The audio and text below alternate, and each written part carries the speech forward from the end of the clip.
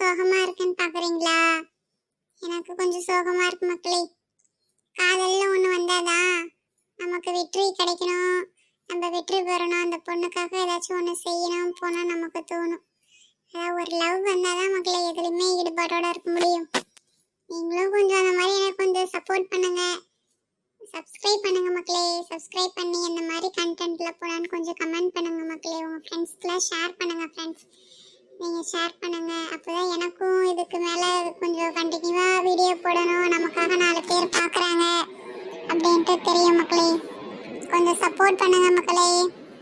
கண்டிப்பாக சப்ஸ்கிரைப் பண்ணுங்க, லைக் பண்ணுங்க, ஷேர் பண்ணுங்க.